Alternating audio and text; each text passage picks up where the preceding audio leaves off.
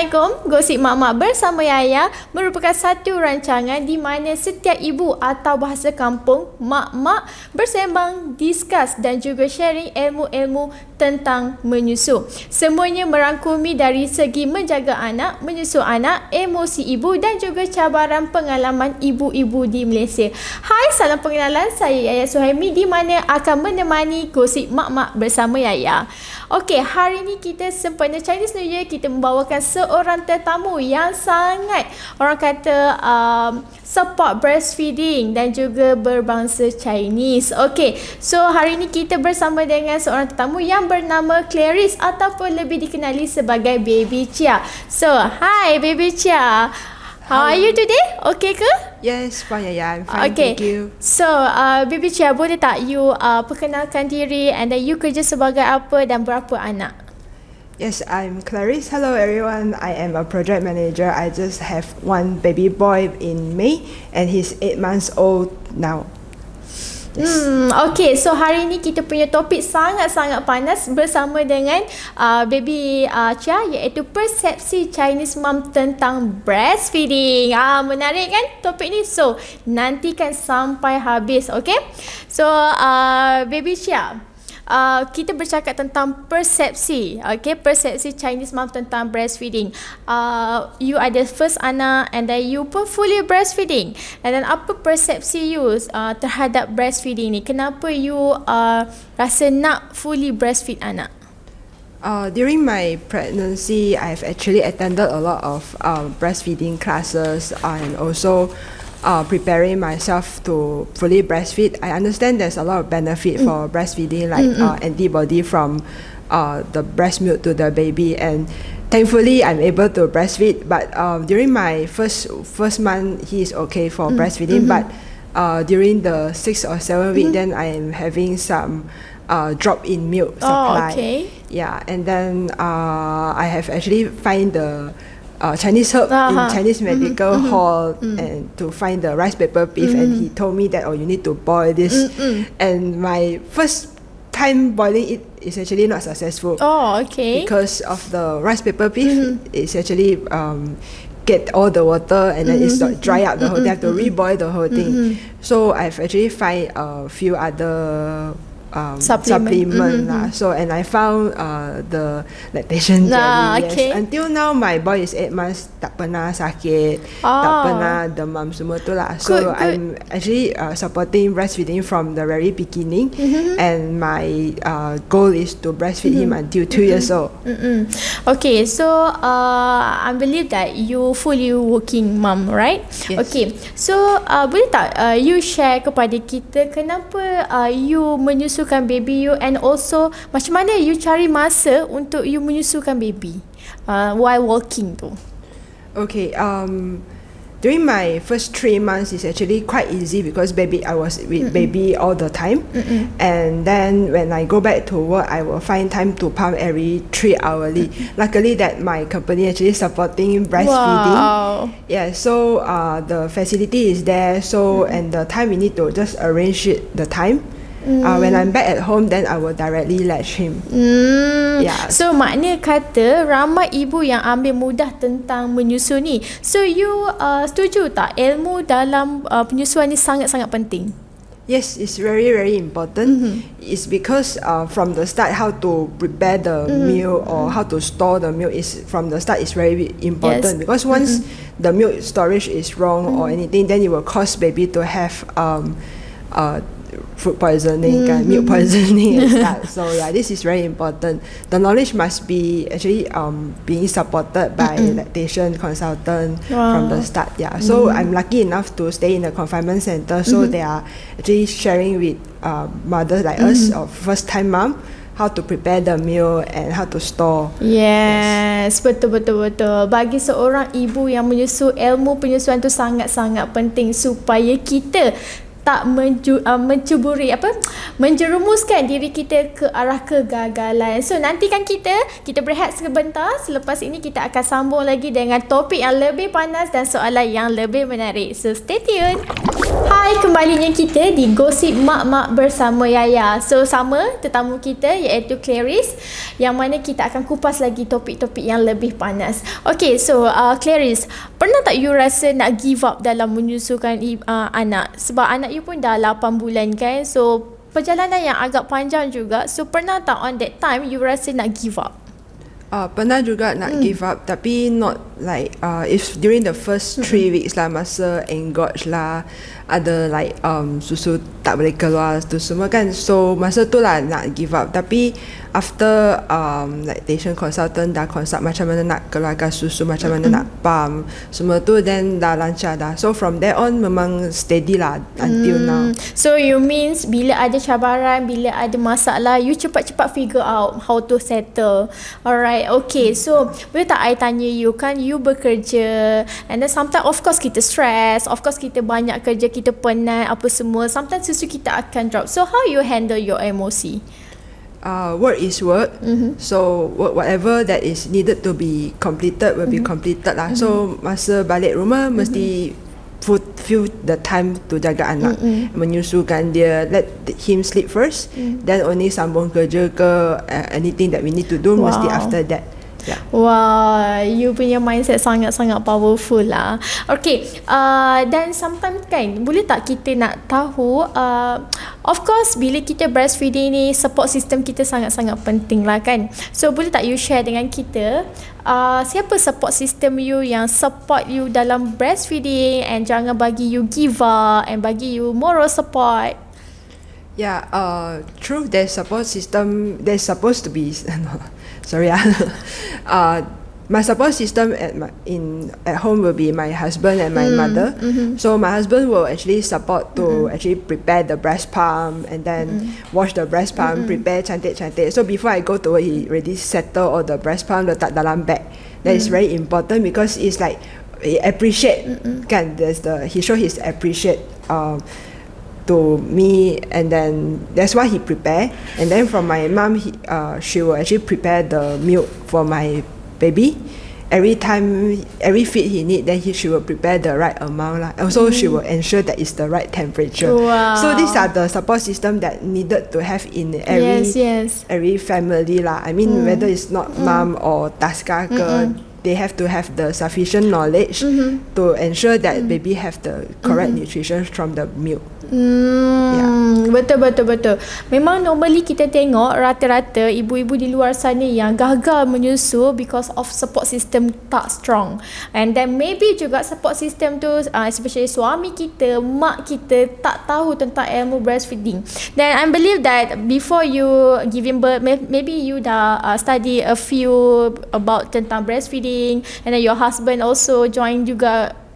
Maybe? Yes, your betul. husband ada join juga lah. Ada. So because that time during pregnancy, then we have attend a lot of online classes.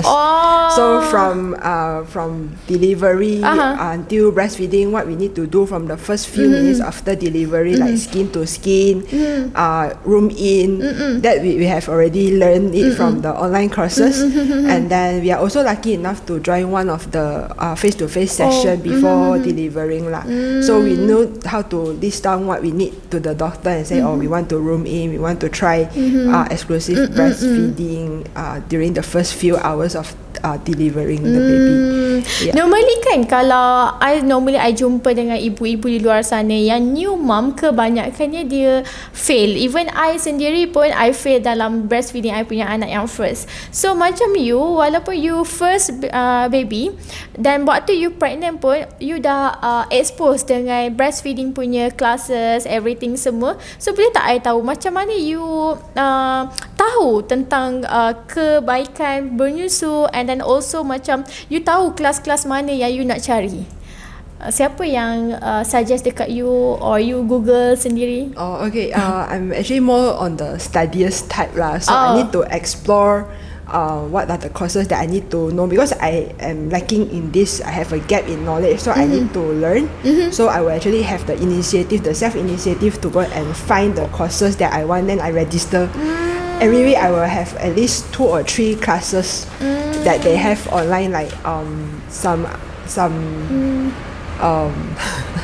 some providers lah, like motherhood or other that we have, but that during that time, because there's a limitation, it's always online classes.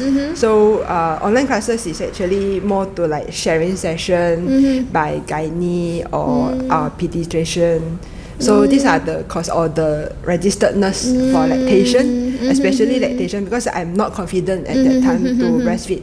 Yeah, and then these are the courses that I take. Oh, okay, I want to know about this lactation, breastfeeding, how to ensure that the precision. Yes. So maknanya kata you memang daripada you pregnant, you memang niat nak menyusu, and then you sendiri cari kelas-kelas semua tu untuk dapatkan ilmu yang betul. Sangat-sangat kagum dengan Clarice tau. Okay, ini di luar topik sikit.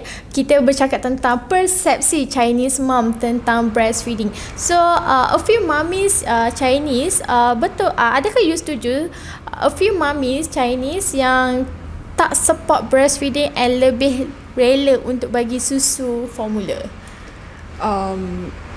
Around my friends, right? Around my friends, I think they would try to breastfeed first. Let's say they have low supply in milk, then they have no choice to actually opt for formula milk. But I think they can actually seek some consultation from lactation consultant to enhance or actually help them to have more milk, like massage or supplementation.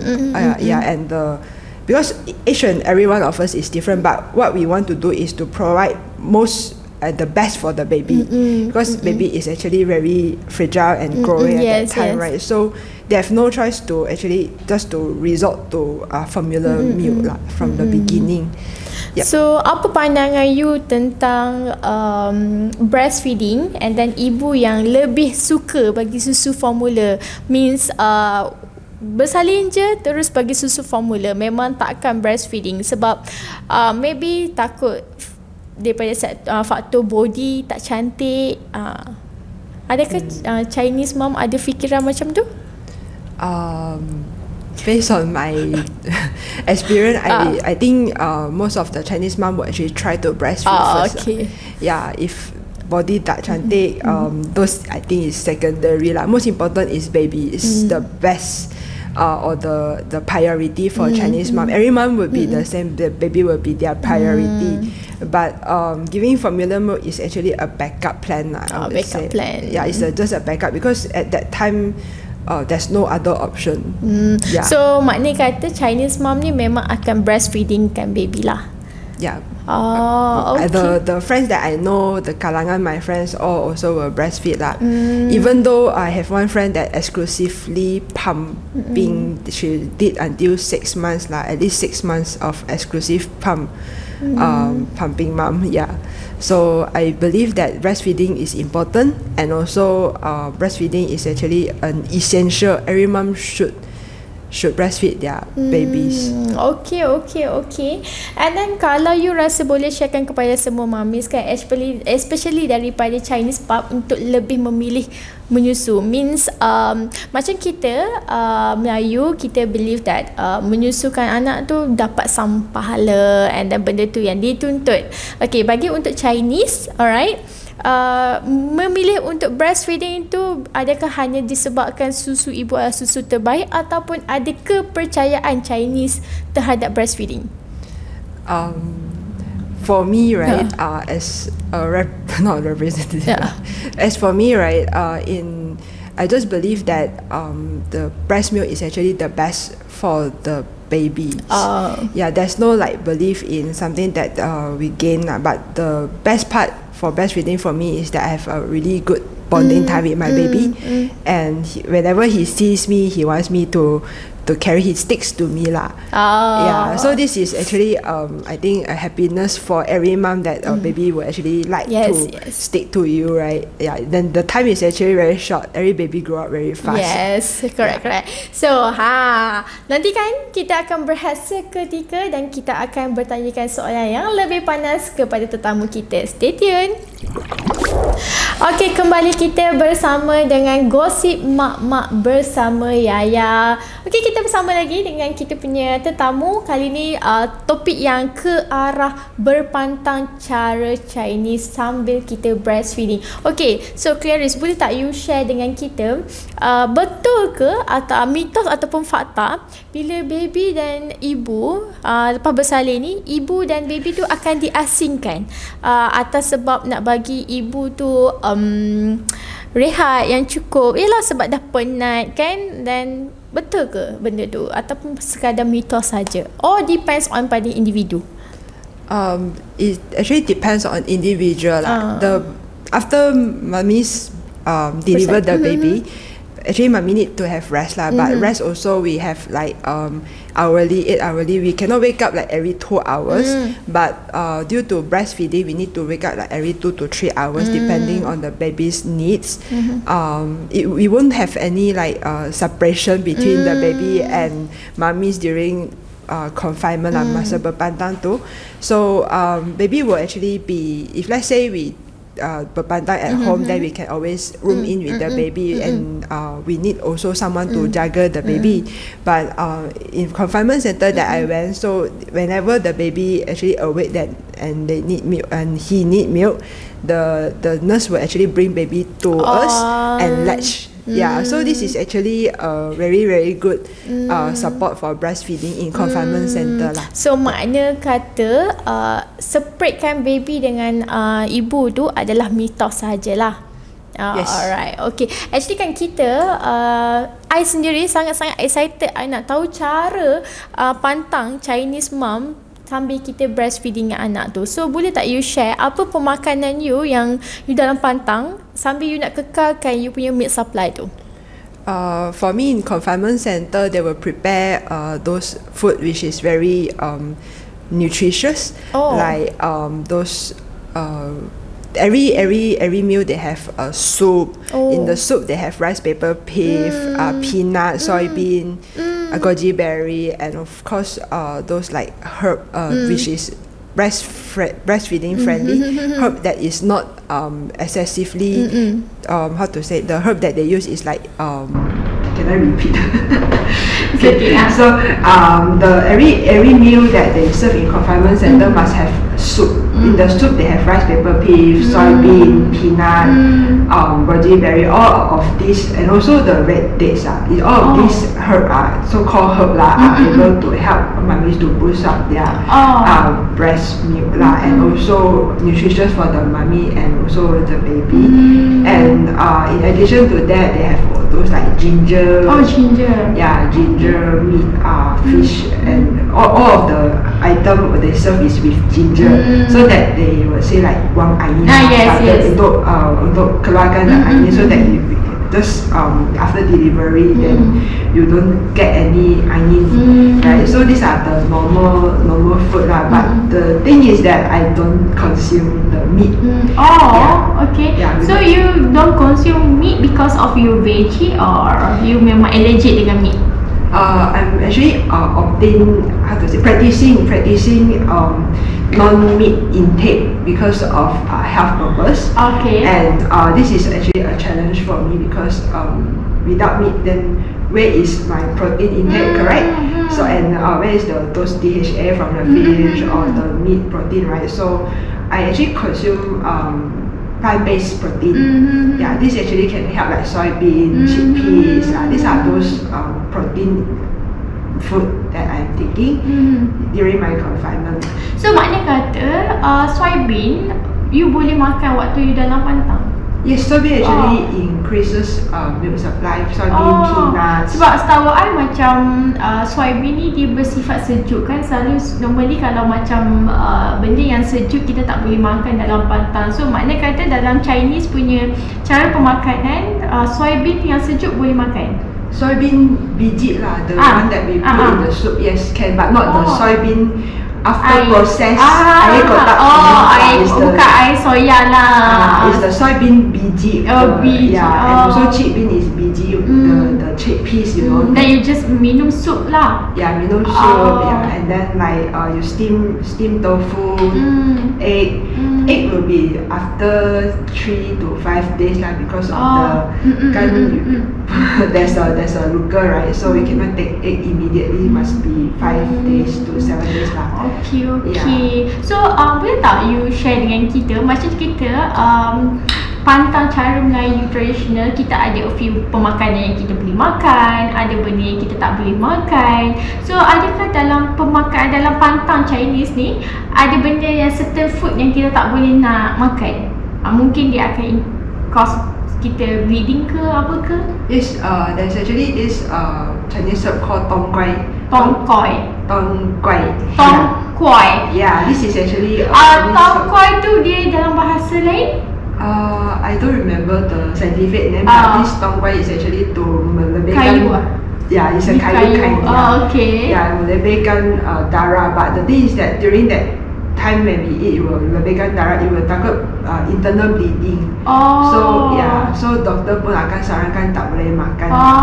Yeah, and the first few weeks actually not supposed to makan. Bila yang kita boleh makan tong koi tu untuk tambah darah, sebab bila kita giving birth, of course banyak darah kita keluar kan. Dan tong koi. Yes. Tong koi tu boleh bantu untuk tambahkan darah. So bila yang kita boleh makan untuk tong koi tu? After 2 to 3 weeks. Oh, still lagi pantang lah. Yeah, but the thing is that confinement center will not actually give, because scared anything, because uterus belum fully kecuali, so we're not supposed to eat lah. That's what I know. Yeah, and we are not able to eat that at the first, I mean like better not to eat lah. Disarankan jangan makan lah. Yeah, so we need to use alternative like red dates to actually tambah darah. So red dates soup and also red dates drink is our daily punya like minum air tu. So we every day we consume red dates, goji berry. Sebab red date ni sangat-sangat bagus kan, yang I beli, yang I tahu red date ni bagus untuk tambah darah, untuk tambah HB, and then also untuk increasekan milk supply. That's why you first je you bersalin, terus you consume lah. Yes. Yeah, so these are the important herb other than tong quai untuk tambah darah, tambah susu. Replacement lah. Correct. It's actually a very good. Kalau macam contoh dalam pregnant kan, tong koi tu kita boleh makan? Better janganlah. Yeah. Dalam breastfeeding dalam pregnant pun tak boleh makan tong koi. Sebab tong koi tu kan bagus untuk tambah darah, and then of course boleh tambah HB kan. Yes, but the thing is that first few months pun tak boleh lah, because it's bersifat panas. Bersifat Bersifat panas is not supposed to makan lah, because kan baby dah just a few dalam kandungan tu, tak tahu anything, not how to say, we not know how to eat, what's the amount to eat. Takut lebih pula nanti anything happen to the baby. So better avoid lah. We have to use another alternative to tambah darah, like the more safer way. Because the tong quai is actually very strong. Oh, very strong. So dia memang herbs yang sangat, yang macam tongkat ali ke? Something like this. Okay. So I sangat sebenarnya I believe that tak ramai suami dekat luar sana yang support ibu yang pantang, ibu yang breastfeeding. Bukan semua, tetapi ada. Okay, so macam you punya husband tadi, yang last time you cakap husband you sangat support you, sangat bagi yang you punya moral support. And selain pada moral support tu, dia ada tak bagi macam apa yang dibantu waktu dalam pantang ataupun waktu you pregnant? Ada. Yeah, my husband, he actually accompany me for all the online classes that I go. So dia pun hear, dengar, and then dia kata, I kena take note. So take note all those points. So macam during pantang dia akan tak mengantuk lah. Tak mengantuk, sebab setengah kan suami bila masuk, apalah yang aku belajar dalam kelas ni kan mengantuk kan, tapi you punya husband excited. Yeah, excited. So macam exercise, what to do during the second trimester, third trimester. Yoga ke? Exercise macam yoga tu? Dia macam Kegel lah yang. Oh, you pergi kelas tu juga? Tak, dia ada online punya session. So he will take note what I need to do, or this one you need to do when 34 weeks onwards. Macam mana nak squat ke on the yang ball tu kan. Then after that he take note, okay, now you need to do this one, and now you need to do this one.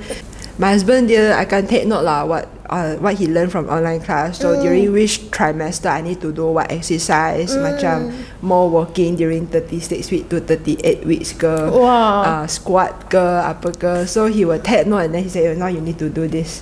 Then I believe mesti dia ada kaji juga macam mana nak push, macam nak bersalin.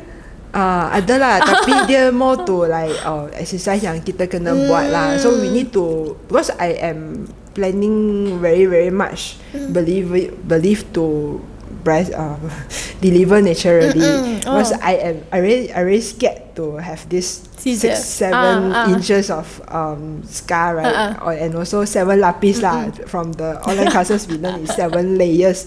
So yeah, and then he say, oh, you need to do this to avoid being so you normal delivery. Yeah, my baby is actually 3.4 kg. Wow. Yeah, natural birth. so yeah, it's a bit, because during the 30, like few days before planned, like almost like 37 weeks plus, almost 38 weeks, doctor advised to do C-section, because baby is actually quite big, and then it will be like and his head is a bit big lah, like 9 point something cm lah. Yeah, almost going to 10 cm. He's very worried, and then he asked us to pick a date. So I'm very scared, very worried also. And then we choose a date, but luckily that he didn't want to go for the date, and he actually chose his own date to be delivered out lah. So he's a Wesak Day boy. Wesak Day boy. Wesak Day. Okay. Yeah. So he's quite heavy. Yeah, 3.4 is actually the daughter's estimation. Is plus minus 10%. Wow. Yeah, and then so far I'm very thankful that the delivery process is very smooth. Yeah, I just push about like 4 minutes. 4 minutes only. Yeah, but because I think overnight already. So when the doctor came to check already, like boleh push lah. So push 4 minutes. So back to the question that what my husband did is the exercises, and he always remind me to take supplement, and then he's very supportive lah, like breast pump. He was like, oh, okay, this one how to prepare, and when deliver the baby, okay, so what he need to prepare is by sterilizer everything, right? And then he actually helped to wash the breast pump every day, and then prepare ice bag lah, whatever, everything prepared. Yeah, and he also very take the initiative to learn how to change diaper during the first 2 days in confinement center, and then change diaper, come, I do it. Dia excited Yes, because this is, I think he's very excited for the baby even. Yeah, so from the start he has already prepared to help out at home. So sekarang you kerja, then until now you punya baby 10 months kan? 8 months. 8 months, sorry.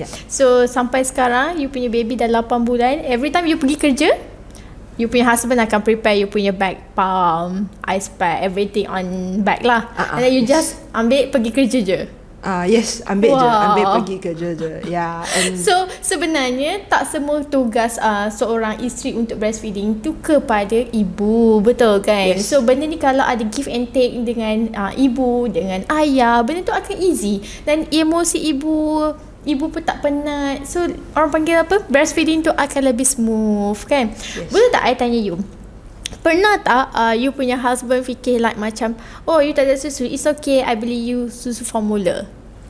The first 3 weeks I have this engorgement, and then like I said earlier, we have not seen the consultant. So then he said just stop breastfeeding, I just give the baby formula milk. Then I told him that no lah, we just try again. Yeah, we just try. And then after this incident, then the breastfeeding journey is quite smooth, and thankful that he's very supportive and in preparing the item that I need, like buying the breast pad or milk collector, or even we go out to get the funnel that is the right size, like so-called recommended size. So these are the small things that he do to actually supporting me as a breastfeeding mom, and each time when he heat up milk, then he will show, okay, this is 50 degrees or 47 degrees. Then he will like, okay, this maybe too cold, cannot, just do again. Yeah, just heat up more longer time. So senang cerita, tugas you adalah produce the milk, and then your husband is prepare the milk. Correct. And whenever I miss to take supplement like the lactation jelly, you tak makan jelly hari ni kan, faster go and consume. Yeah, because dia akan remind you. Yeah, correct. Yeah, because these are he knows that what is in the jelly that I have actually hunted or hunting for in the Chinese medical hall, and he know the hassle to boil the rice paper beef, like not easy je, just koyak terus makan. Yeah, correct. So he say so easy already, why you don't want to consume? Just go and makan now.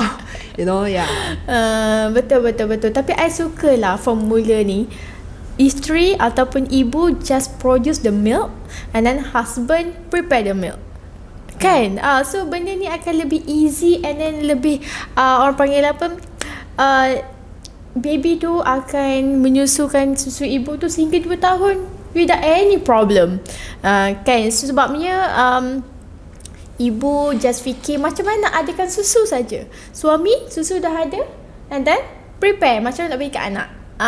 So tak adalah semuanya kepada ibu. Betul tak, Clarice? That's why you sampai sekarang 8 bulan you fully breastfeed. Betul. Untuk 8 bulan you punya perjalanan menyusu ni bukan singkat, bukan 8 minggu, 8 bulan. Apa suplemen ataupun apa pemakanan yang you makan sampai sekarang untuk make sure you punya milk supply tu ada, even you bekerja, even you pergi kerja, you pump? Ada ke yang you share, yang you boleh share dengan kita? Yes, I can share that. First thing is water must be there. 4 to 5 liters or even 6 liters a day is a must. And then lactation jelly is very important, mesti ada dalam bag semua tu. And then the third thing is that pemakanan yang seimbang. Because I'm a vegetarian, I need to eat veggie, I need to top up my protein, soy or whatever that is actually seimbang lah. Yeah, so these are and also cukup, tidur memang tak cukup. This one for sure, but need to actually adjust lah. And also emosi, not only pemakanan, not only supplement, emosi is very important. If very stressed, just talk it out to someone that you trust, like my husband. Then we can always solve the problem lah. So emosi, stress, all these have to be controlled, or actually just talk it out to release it lah. Or pergi vacation, singkat pun okay. About baby or not, just a few hours is really good to actually balance up the emotion. Me time. Yes. Yeah. Okay, I nak tanya you, apa pandangan you untuk ibu-ibu yang rasa macam milk supplement ni sebenarnya tak penting pun, asalkan just ada knowledge sahaja? I don't think so, because we always have 80-20 rule lah. So you have knowledge, but the thing is that you don't practice it. So what is the outcome kan? So always have this when you know something, you practice it, and you or you share it with someone, you will be better. Practicality is important. So like I have the knowledge, but I never use it. Like I learn online classes, what is the position, handheld, whatever, how to hold the baby. But the thing is that if you don't actually even hold the baby during breastfeeding, then there's no practicality here, right? So there's always like supplementation is important, food is important, but kalau tak pump, tak jadi juga. Tak betul? jadi kan? Tak ada demand and supply lah. Correct. Betul. Yes. Okay, macam contoh kan, you percaya tentang milk booster sebelum you bersalin, ataupun waktu you ada problem tu baru you cari milk booster tu, or waktu you dalam pregnant ataupun dalam pantang pun you memang dah prepare untuk ada milk booster?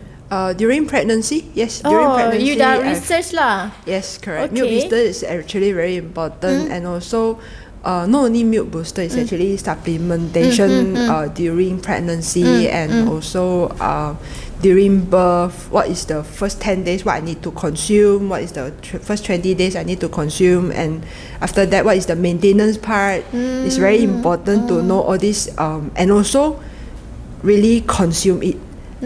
Don't like one day eat, 2 day don't eat, then come back. Tak sustain. Correct. Alright, okay. So kita berehat seketika.